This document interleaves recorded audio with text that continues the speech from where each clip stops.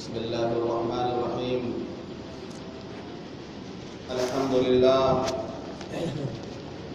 الحمد لله رب العالمين، والصلاة والسلام على سيد الأنبياء والمرسلين وخاتم النبيين سيدنا محمد وآله وصحبه أجمعين، ومن تبعهم بإحسان ودعا بدعوتهم إلى يوم الدين. أما بعد، قال الله سبحانه وتعالى في القرآن المجيد والفرقان الحميد: أعوذ بالله من الشيطان الرجيم. لقد كان لكم في رسول الله أسوة حسنة لمن كان يرجو الله واليوم الآخر وذكر الله كثيرا. صدق الله العظيم. ساری دنیا تڑپتی تھی، بے چین تھی، آپ آئے تو دنیا سکون پا گئی.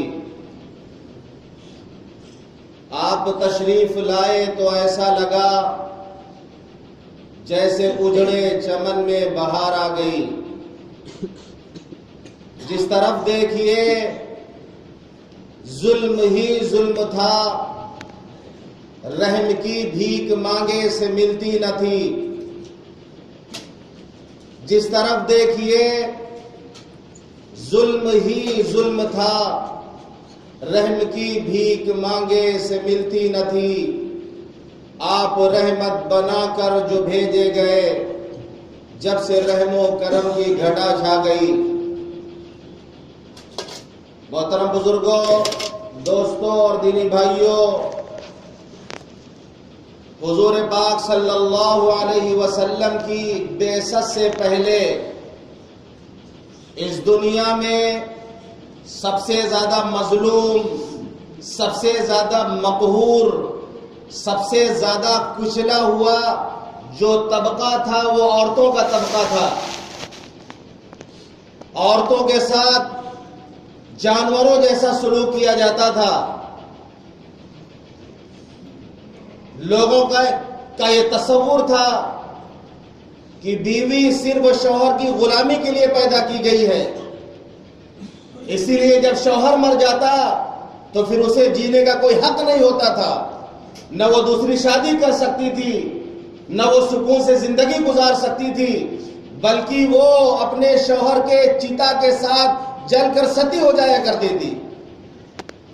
جس ماحول میں عورتوں کو سامان کی طرح جوئے میں بیویوں کو لوگ ہار جایا کرتے تھے، جہاں پر وراثت میں بیویاں بھی تقسیم ہوا کرتی تھی، ایسے ماحول میں حضرت محمد الرسول اللہ صلی اللہ علیہ وسلم تشریف لائے، اور اس مہینے میں آنے والا پیغمبر اپنے امت کو بلکہ پورے عالم کو یہ پیغام دیتا ہے کہ خیرکم خیرکم لأہلی وانا خیرکم لأہلی، کہ تم میں سے بہتر وہ ہے جو اپنی بیوی کے لیے بہتر ہو، اور میں اپنی بیویوں کے لیے سب سے بہتر ہوں. آپ نے اپنا نمونہ پیش کیا. اللہ تعالیٰ نے جناب محمد الرسول اللہ صلی اللہ علیہ وسلم کو نمونہ بنا کر اس دنیا میں بھیجا. اللہ فرماتا ہے لقد کان لکم فی رسول اللہ اسوۃ حسنہ.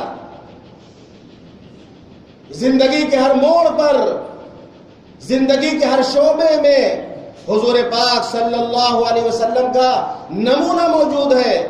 اگر یہ دنیا چاہتی ہے کہ اس کی ازدواجی زندگی، اس کی گھریلو زندگی، اس کی معاشرتی زندگی اگر سکون اور اطمینان کے ساتھ گزرے، تو پھر اسے ایسے موقع پر حضور پاک صلی اللہ علیہ وسلم کی معاشرت والی زندگی کو دیکھنا پڑے گا، اس کا مطالعہ کرنا پڑے گا اور اس کو برتنا پڑے گا. تب جا کے گھر کے اندر سکون اور اطمینان نصیب ہوگا.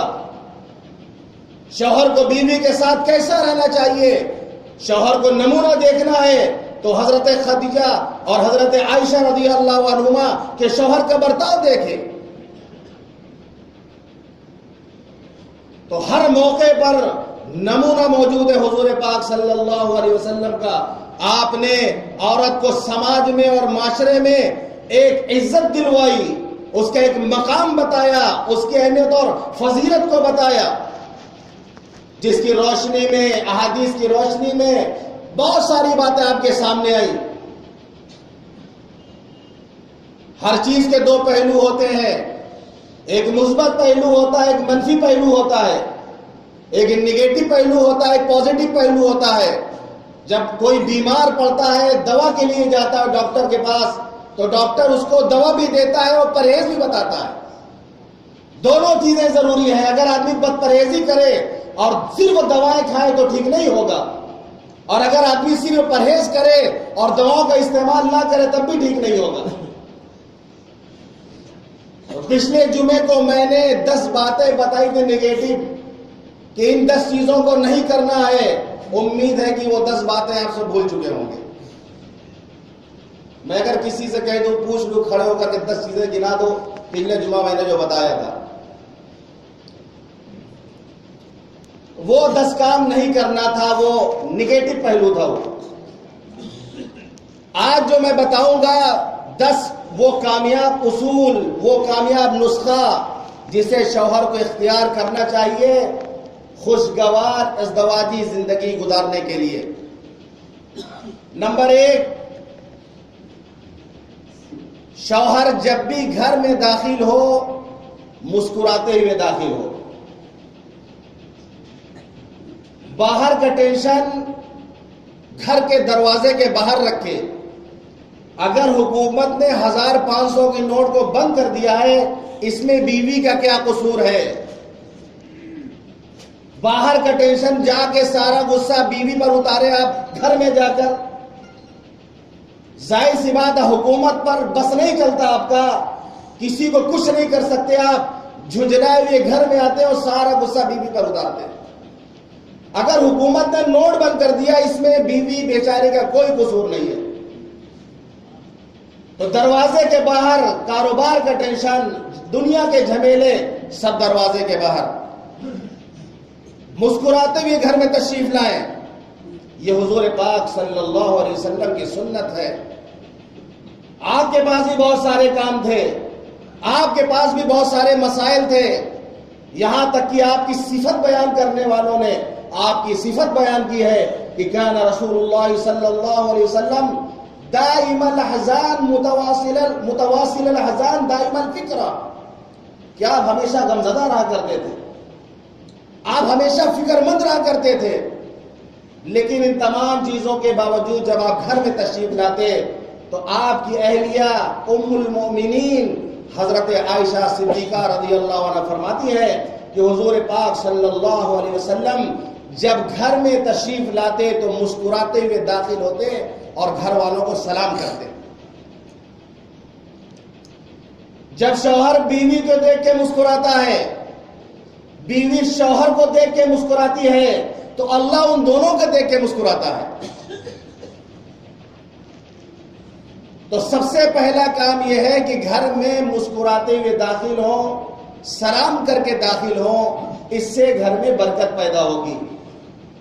حضرت انس رضی اللہ عنہ سے حضور پاک صلی اللہ علیہ وسلم نے فرمایا کہ بیٹا جب گھر میں داخل ہو تو سلام کر کے داخل ہو، اس سے تمہارے لیے بھی اور گھر والوں کے لیے برکت حاصل ہوگی.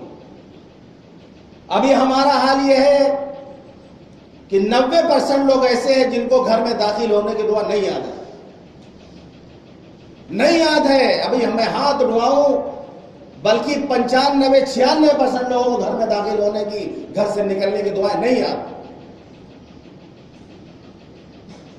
جب دعائیں نہیں یاد، گھر میں داخل ہوتے ہیں غفلت کے ساتھ داخل ہوتے ہیں، اللہ کے ذکر کے ساتھ داخل نہیں ہوتے، تو شیطان اپنے چیلوں اور چاٹوں کے ساتھ میں داخل ہوتا ہے. اور جب داخل ہونے والا دعا نہیں پڑتا تو شیطان اپنے چیلوں سے کہتا ہے کہ تمہارے رہنے کا ٹھکانہ مل گیا، اب یہیں رہنا ہے تمہیں. جب دعا پڑتا ہے، اللہ کے ذکر کے ساتھ داخل ہوتا ہے گھر میں، تو شیطان اپنے چیلوں کے ساتھ واپس چلا جاتا ہے. تو آج 90% طبقہ 95% طبقہ ایسا ہے جو بغیر دعا پڑھے ہوئے شیطان کو اور اس کی پوری جو ہے میجارٹی کو اور پورے جو ہے بٹالین کو لے کے گھر میں داخل ہوتا ہے. ظاہر سی بات ہے جب اتنے بڑے بڑے اتنے سارے شیطان جب گھر میں ہوں گے تو پھر وہ تو میاں بیوی میں لڑائی کروائیں گی. تو سب سے پہلی نصیحت یہ ہے کہ گھر میں داخل ہونے کی، گھر سے نکلنے کی جو مسنون دعائیں ہیں ان دعاؤں کو یاد کریں آپ اور ان کا اہتمام کریں آپ. دوسری چیز یہ ہے کہ بیوی کے اچھے کاموں کی تعریف کریں. ہر انسان تعریف کا بھوکا ہوتا ہے. جب اچھا کام لوگ کرتے ہیں، جو کام اللہ کے لیے لوگ کرتے ہیں، اس میں بھی جب لوگوں کو تعریف اچھی لگتی ہے، جس میں کہ اخفا ہونا چاہیے اور اس کو چھپانا چاہیے، لوگوں کو معلوم نہیں ہونا چاہیے، لیکن اس میں بھی لوگ تعریف پسند کرتے ہیں. مسجد میں پنکھا میں نے لگوایا، کیسی ہوا دے رہا بتاؤ تو تھوڑا. قالین بچھی ہے، نماز پڑھے، مزہ آ رہا کہ نہیں آ رہا، وہ میں نے بچھوائی ہے. کیوں کہا جا رہا ہے یہ؟ میں مثال دے رہا ہوں. حاجی صاحب حج کر کے آ رہے ہیں، مہمان گھر میں آ رہا، کہہ رہے جو اس بار میں نے جو حج کر کے کپ لائے مکے سے، اس میں مہمان کو چائے دو تاکہ مہمان جانے حاجی صاحب نے کئی حج کر رکھے ہیں. ایک حاجی صاحب حج کر کے واپس آئے، ایک آدمی جس سے انہوں نے قرض لیا تھا اس کے گھر ملنے کے لیے گئے. بڑا خوش ہوا کہ بہت زمانے سے قرضہ انہوں نے نہیں دیا ہے، حج کر کے آئے، شاید سدھر گئے ہوں گے. کہنے بھائی کھاتا لاؤ اپنا، کہاں ہے؟ بڑا خوش ہوا، بھاگا بھاگا کھاتا لایا. کہا کہاں میرا نام کہاں لکھا ہے؟ نام دکھاؤ کھول کر کے. جلدی سے کھولا، دیکھیے یہ جو ہے آپ کا نام یہاں پر ادھار ہے. کہنے لگے میرے نام کے آگے حاجی بھی بڑھا دو، تھوڑا سا نام کے آگے حاجی لکھ دو. وہ سوچا کہ ادھار ملے گا اور یہ کھاتا میں حاجی لکھوانے کے لیے گئے تھے. ان تمام چیزوں میں اخفا ضروری ہے، لیکن یہاں پر بھی لوگ تعریف پسند کرتے ہیں. تو بیوی بھی چاہتی ہے کہ اس کا شوہر اس کی تعریف کرے، اور تعریف کرنے میں کوئی حرج بھی نہیں ہے. جب اعتراض کرنے میں ہم نہیں چوکتے. نمک زیادہ ہو جائے، مرچا زیادہ ہو جائے، ہم ڈانٹتے ہیں، ہم ناراض ہوتے ہیں. تو کبھی کھانا اچھا لگ جائے تو تعریف کرنے میں کیوں کنجوسی کرتے ہیں؟ بیوی کو کوئی عادت اچھی لگی، بچے صاف ستھرے نظر آئے، تعریف کر دیا، تم میرے بچوں کا بہت خیال رکھتی ہو. گھر صاف ستھرا نظر آیا، بیگم تم گھر بہت صاف ستھرا رکھتی ہو، نیٹ اینڈ کلین، بہت صاف ستھرا گھر. کبھی بیوی کو مصلی باندھ کر جا نماز پر بیٹھ کر دیکھ لیا تسبیح پڑھتے ہوئے، بیگم اس حالت میں بہت اچھی لگتی ہو تم. دیکھیے 5 وقت کی نماز پابندی سادہ ہوتی کہ نہیں ہوتی. تعریف کریں. نمبر 3، بیوی کے گھریلو کاموں میں اس کا ہاتھ بٹائیں. میں آپ سے نہیں کہہ رہا ہوں کہ کچن میں جا کے آپ پیاز چھینو اس کے ساتھ، آپ آٹا گوندیں اس کے ساتھ، دلچسپی لیں. کچن میں کبھی کھڑے ہو جائے، بھائی یہاں کیا کمی ہے، کسی چیز ضرورت تو نہیں ہے، کچن تم نے بہت اچھا سجایا ہوا ہے. اس سے کیا ہے، اس کو لگے گا بیوی کو کہ میرے شوہر میرے کاموں میں دلچسپی لیتا ہے.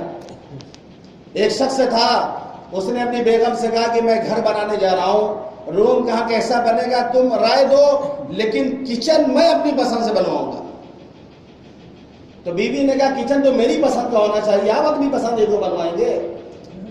تو شوہر نے کہا کہ میری بیوی زیادہ تر وقت کچن ہی میں گزارے گی، اس لیے میں اس کو خود بنوانا چاہتا ہوں تاکہ اس کے آرام کا خیال رکھا جائے. بیوی کتنی خوش ہو گئی کہ میرے شوہر کو میرا اتنا خیال ہے. جائیں پوچھیں کوئی چیز ضرورت تو نہیں ہے. جب نبی کا معاملہ یہ تھا کہ حضور پاک صلی اللہ علیہ وسلم آٹا گوندھ دیا کرتے تھے، صحابہ کرام آٹا گوندھ دیا کرتے تھے، ضرورت پڑتے روٹی پکا دیا کرتے تھے.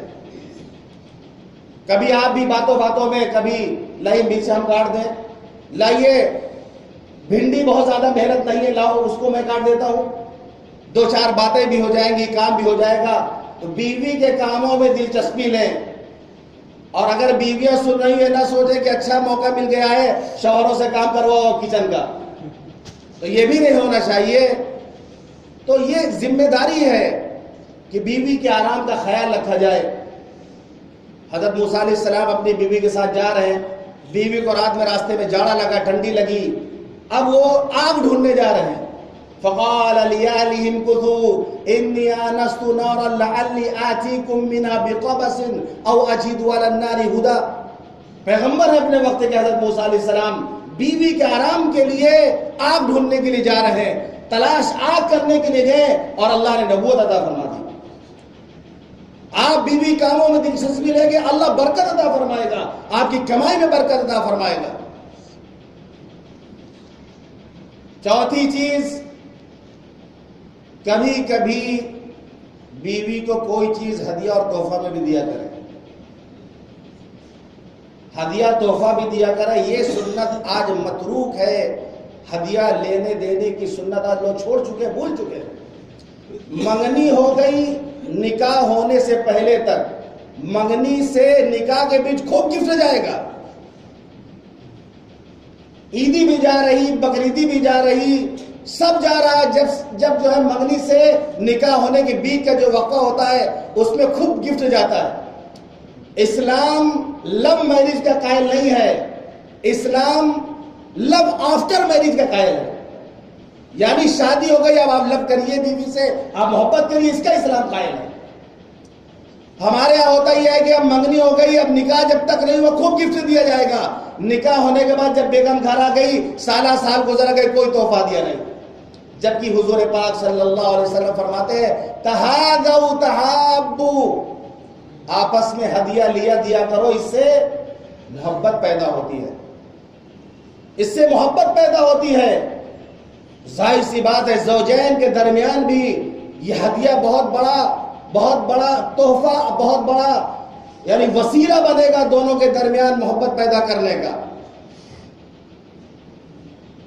اور شوہر اگر کوئی چیز ہدیہ میں دیتا ہے تو بیوی کے لیے بہت بڑی چیز ہوتی ہے، اس کے لیے یادگار ہوتی ہے، وہ چاہے چھوٹی چیز کیوں نہ ہو۔ ایک آدمی اپنی بیوی کے ساتھ سفر پہ جا رہا تھا، کہنے لگا بیگم ادھر سے جو ہے گزرنا ہے اور جو ہے پٹنہ سے گزرنا ہے اور فلاں اسٹیشن سے گزرنا ہے، سنا ہے کہ ٹرین کے جو ہے کھڑکی سے لوگ کان سے چھین لے جاتے ہیں اور جو ہے گلے سے جو ہے ہار توڑ لے جاتے ہیں، بڑے بڑے چور ملتے ہیں پلیٹ فارموں پہ، تو تم زیور پہن کے مت چلنا تم۔ تو بیگم نے کہا ٹھیک ہے میں زیور اتار دیتی ہوں، اس نے زیور اتار دیا، لیکن ایک لاکٹ اس نے گلے میں رکھا تھا، تو کہنے لگے اس کو اتارو، بیوی کہتی اس کو کبھی نہیں اتاروں گی، یہ تو وہ گفٹ ہے جو آپ نے میری پہلی ملاقات میں مجھے دیا تھا، میرے لیے یادگار ہے، میں مرتے دم تک اس کو اپنے ساتھ نہیں کرنا چاہتی۔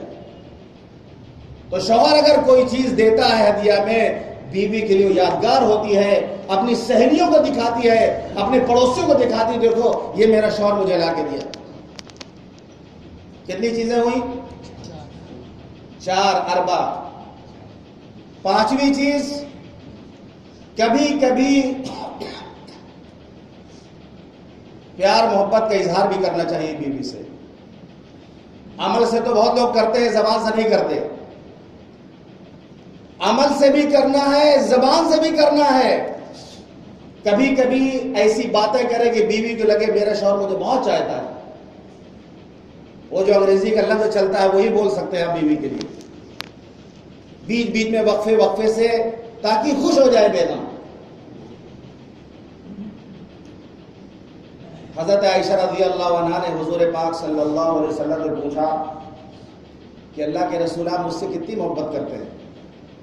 یہ میں نمونہ دکھا رہا ہوں، حضور پاک صلی اللہ علیہ وسلم کو اللہ نے اسوہ حسنہ بنا کے بھیجا ہے۔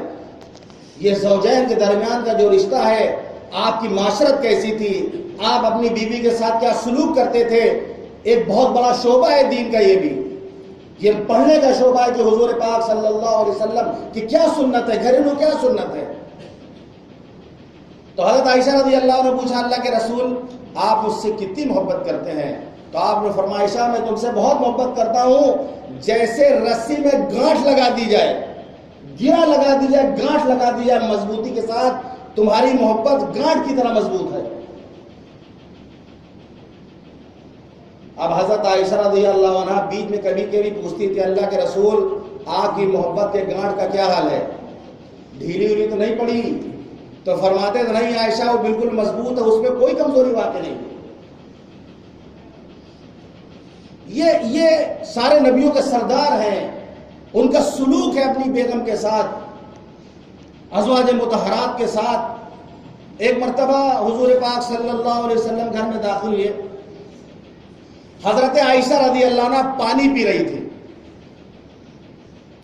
آپ نے فرمایا حمیرہ، حضرت عائشہ رضی اللہ عنہ کو حضور پاک صلی اللہ علیہ وسلم محبت سے حمیرہ کے نام سے پکارا کرتے تھے۔ نام تو عائشہ تھا لیکن آپ نے ان کا نام حمیرہ رکھ دیا تھا۔ اس سے یہ بھی پتہ چلا کہ شوہر کو بیوی کا جو نام ہو اس کے علاوہ کوئی الگ نام سے بھی پکارنا چاہیے، ایسا نام جو بیوی کو ہی پسند ہو۔ یہ نہیں کہ کوئی چڑھانے والا نام لگا دیں اور جس سے جو ہے لڑائی جھگڑا ہو، بیوی کو ناپسند ہو۔ جو لوگ ابھی تک نام نہیں رکھے وہ آج سے نام رکھ لے جا کے، اور اس نام سے بیوی کو جو ہے کوئی گڑ کہہ کے پکارے، کوئی چینی کہہ کے پکارے، کوئی ہنی کہہ دیتا ہے پیار میں، کوئی شہد کہہ دیتا ہے پیار میں، تو کوئی نہ کوئی نام آپ ایسا دے جو بیوی کو اچھا لگے۔ یہ سنت ہے۔ پیار سے حضور پاک صلی اللہ علیہ وسلم فرماتے تھے یا حمیرہ، آپ نے فرمایا حمیرہ تھوڑا سا پانی بچا دینا۔ تو حضرت عائشہ نے پوچھا اللہ سے کیوں بچا دے؟ فرمایا کہ مجھے بھی پینا ہے۔ گھر میں پانی اور بھی تھا، پانی کا کال نہیں پڑ گیا تھا، پانی موجود تھا۔ آپ اپنی بیوی سے فرما رہے ہیں عائشہ پانی میرے لیے بچا دینا۔ تبرکات تو بہت آپ لوگوں نے سنا ہوگا، لوگوں کو دیکھا ہوگا، کوئی بزرگ آئے تو ان کا جھوٹا پانی پی رہے ہیں، ان کا جھوٹا کھانا کھا رہے ہیں، ان کا جھوٹا پان تک لوگ کھا جا رہے ہیں کہ حضرت کا جھوٹا ہے۔ یہ تبرک ہے۔ سارے حضرتوں کے حضرت، سارے انبیاء کے سردار جناب محمد رسول اللہ صلی اللہ علیہ وسلم کتنے بابرکت اور کتنی بابرکت ذات تھی آپ کی۔ آپ بیوی سے کہہ رہے ہیں کہ اپنا جھوٹا پانی میرے لیے بچا دینا، میرے لیے پانی بچا دینا۔ اب حضرت عائشہ رضی اللہ عنہ نے پانی بچا دیا۔ آپ نے پیالہ ہاتھ میں لیا، اس کو گھما گھما کے آپ دیکھ رہے ہیں، وہ جگہ تلاش کر رہے ہیں جس جگہ سے حضرت عائشہ نے پانی پیا تھا۔ پوچھا عائشہ یہ بتاؤ تم نے کہاں پہ منہ لگا کے پانی پیا ہے؟ تو حضرت عائشہ رضی اللہ عنہ نے نشان نہیں کی، اس جگہ میں نے منہ لگا کے پانی پیا ہے۔ آپ نے کٹورے کو گھما کر اسی جگہ اپنے لب مبارک کو لگا کر کے پانی پیا ہے۔ قسم خدا کی یہ سنت اپنا لوگے، پاگل ہے بیوی لڑائی کرے گی؟ بیوی کتا کاٹا ہوا لڑائی کرے گی؟ وہ کر کے دیکھو اس سنت پہ عمل۔ ابھی تو یہ بیگم کا گلاس ہے، یہ شوہر کا گلاس ہے، یہ بچوں کا گلاس ہے، کوئی کسی گلاس کو ٹچ نہیں کرے گا۔ دسترخوان پہ 10 لوگ کھا رہے 10 گلاس ہونا چاہیے۔ یہ سنت ہے حضور پاک صلی اللہ علیہ وسلم کی، یہ اسوہ حسنہ ہے۔ تو کبھی کبھی بیگم سے پیار محبت کا اظہار بھی ہونا چاہیے۔ نمبر 6، کبھی کبھی ہنسی مذاق کی باتیں بھی ہونا چاہیے۔ یہ نہیں کہ ہمیشہ موڈ خراب رہے، ہمیشہ سیریس حالت میں آپ رہے۔ کبھی کبھی بیوی سے ہنسی مذاق بھی کر لینا چاہیے۔ یہ بھی حضور پاک صلی اللہ علیہ وسلم کی سنت ہے۔ ایک مرتبہ حضور پاک صلی اللہ علیہ وسلم جنت البقیع تشریف لے گئے، واپس تشریف لائے، دیکھا حضرت عائشہ سر میں پٹی باندھ کے لیٹی ہوئی ہیں۔ جب حضور تشریف لائے تو حضرت عائشہ رضی اللہ عنہ نے فرمایا کہ ہائے میرے سر کا درد۔ حضور پاک صلی اللہ علیہ وسلم میرے سر میں بھی درد ہے۔ حضرت عائشہ کہتی ہے ہائے میرا سر کا درد۔ آپ نے فرمایا عائشہ کتنا اچھا ہو اس بیماری میں تمہارا انتقال ہو جائے، میں تمہیں کفن دوں، تمہیں اپنے ہاتھوں سے دفن کروں، تمہاری نماز جنازہ میں پڑھاؤں۔ پٹی کھول گھوٹ کے بیٹھ گئے۔ اللہ کے رسول آپ تو یہی چاہتے ہیں، آپ تو یہی چاہتے ہیں کہ میں مر جاؤں تاکہ میرے گھر میں آپ دوسری بیوی کو لا کر رکھیں۔ اس طریقے حضور مذاق فرما رہے حضور پاک صلی اللہ علیہ وسلم۔ حضرت سودا رضی اللہ عنہ، حضرت خدیجہ رضی اللہ عنہ کی وفات کے بعد نمبر 2 پہ جو شادی کی آپ نے وہ حضرت سودا رضی اللہ عنہ تھی۔ اس کے بعد حضرت عائشہ رضی اللہ عنہ صاحب نے شادی کی، تو دوسرا درجہ حضرت سودا رضی اللہ عنہ کا ہے۔ وہ تھوڑا تندرست تھی، وہ جان بوجھ کر حضور پاک صلی اللہ علیہ وسلم کے سامنے ایسے انداز سے چلا کرتی تھی لنگڑا کر کے کہ آپ کو دیکھ کے ہنسی آ جائے، ایسی چال چل کے دکھاتی تھی۔ ایک مرتبہ فرمایا اللہ کے رسول آپ رات میں نماز پڑھے تو حضور صلی اللہ علیہ وسلم لمبی لمبی رکعتیں رات میں پڑھا کرتے تھے، پیروں میں ورم آ جایا کرتا تھا۔ تو حضرت سودا رضی اللہ عنہ بھی کھڑی ہو گئی نماز پڑھنے کے لیے۔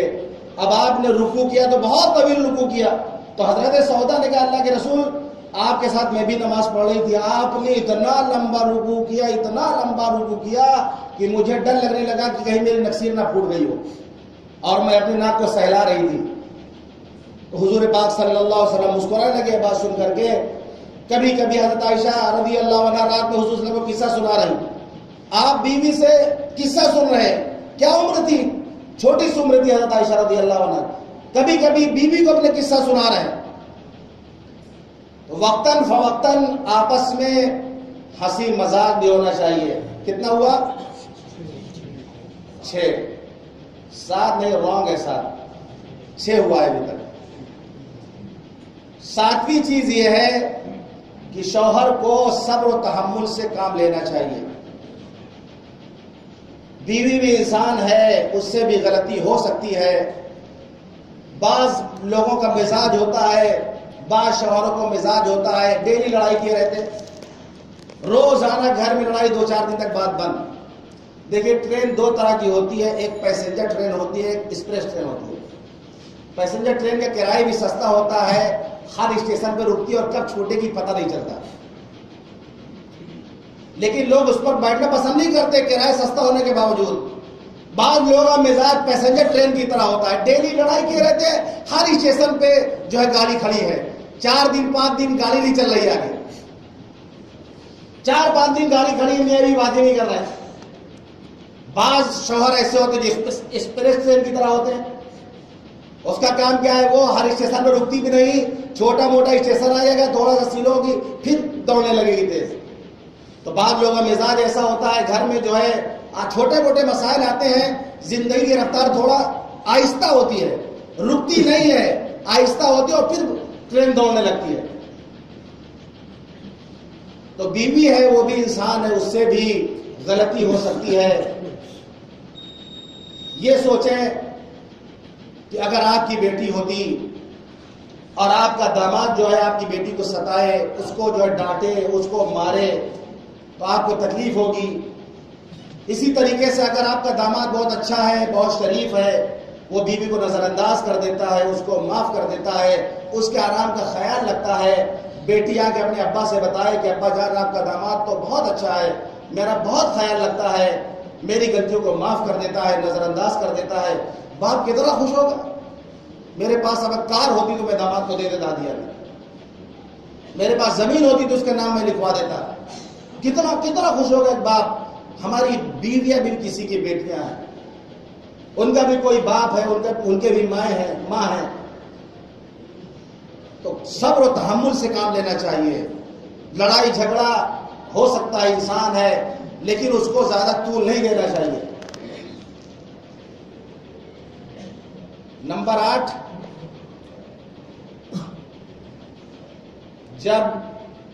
نمبر 7، جب بیوی ناراض ہو تو اس وقت شوہر کو ناراض نہیں ہونا چاہیے، ایک ساتھ دونوں کو ناراض نہیں ہونا چاہیے۔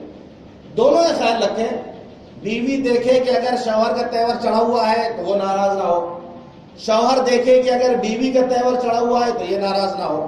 دیکھیں دھاگے کو اگر دونوں طرف سے لوگ پکڑ کے کھینچیں گے تو دھاگا ٹوٹ جائے گا، ایک کھینچے دوسرا ڈھیل دے اس کو، کبھی دھاگا نہیں ٹوٹے گا۔ تو شوہر اگر یہ دیکھے کہ آج جو ہے مزاج خراب ہے، آج سامان زور زور سے پٹکا جا رہا کچن میں، تو سمجھ لینا چاہیے کہ تہوار آج بدلا ہوا ہے اور جو ہے آج غصہ نہیں کرنا ہے، کیونکہ ظاہر سی بات ہے اگر بیوی ناراض ہوتی ہے بچوں کی پڑھائی خوب ہوتی ہے، کہاں بیچارے غصہ اتارے۔ جب آپ کو لگے کہ برتن کی آواز زور زور آ رہی ہے یا بچوں کی رونے کی آواز مار کھا رہے ہیں، مطلب سمجھ لیجئے کہ بیگم کا موڈ خراب ہے۔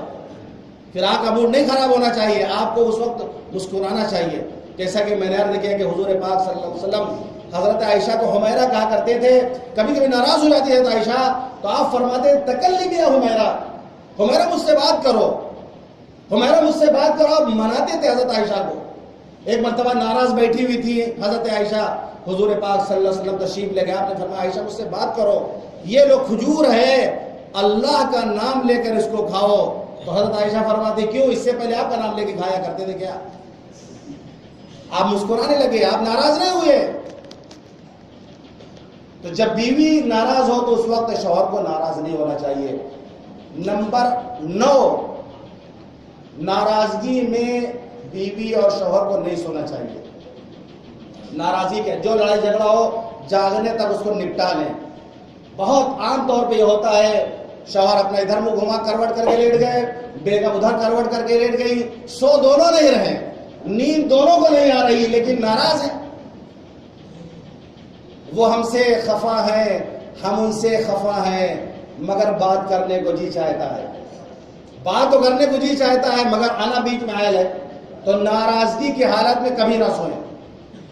اس کا یہ اصل وجہ یہ ہے کہ حدیث میں آتا ہے کہ شوہر اگر بیوی سے ناراض ہو کر سو جائے گا, صبح تک فرشتے اس عورت پر لعنت بھیجتے ہیں. آپ یہ چاہتے ہیں کہ آپ کی بیوی پر صبح تک فرشتے لعنت بھیجتے رہے؟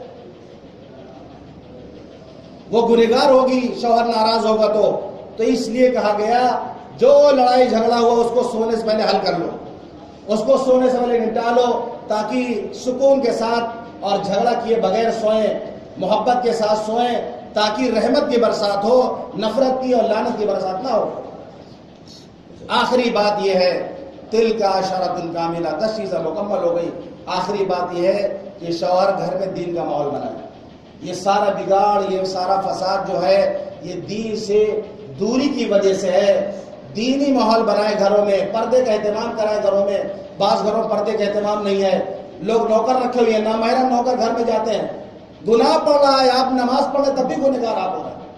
آپ نے اگر نامحرموں کو گھر میں نوکر رکھا ہوا ہے اور وہ آپ کے گھر میں جاتے ہیں, بیوی ان کے سامنے آتی ہے, ان سے پردہ نہیں کرتی ہے, گنہگار آپ ہو رہے ہیں. ایسی شادیوں مت بھیجے جہاں پر مخلوط کھانا کھلایا جاتا ہو. رشتہ دار ناراض ہو جانے دیجیے. ایسی جگہ بھیجے جہاں عورتوں میں عورتیں کھلائیں. ہوتا کیا, عورتوں میں کھانا ہوتا ہے, لڑکے ہوتے ہیں وہ جو کرائے پہ لڑکے رہتے ہیں وہ کھانا کھلاتے ہیں ہماری عورتوں کو. بے حیائی کی چیز ہے سب. عورتیں عورتوں کو کھانا کھلائیں, لیڈیز کو بلا کے رکھیں وہ لوگ. یہی ضرورت ہے, لڑکیاں لڑکیوں عورتوں کو کھلائیں. مرد کھلاتے ہیں عورتوں کو بھی جا کر کے, مہندی ڈالوں میں دیکھا گیا. تو گھر میں دین کا ماحول بنائیں. دین کا ماحول بنے گا تو اندر سے باہر تک کی زندگی سدھرے گی. ہماری زندگی میں سکون اور اطمینان نصیب ہوگا. حضور پاک صلی اللہ علیہ وسلم کو اللہ نے اسوہ حسنہ بنا کر بھیجا ہے. یہ ربیع الاول کا مہینہ, اس مہینے میں آپ تشریف لائے تاکہ آپ کی تعلیم کو عام کیا جائے, آپ کی سنتوں پر عمل کیا جائے, آپ کی سنتوں کو اپنایا جائے. تو انشاءاللہ ہمارا گھر بھی جنت کا نمونہ بنے گا اور باہر کی زندگی بھی بہت سکون اطمینان کے ساتھ گزرے گی. اللہ تعالی ہم سب کو کہنے اور سننے سے عمل کرنے کی توفیق عطا فرمائے.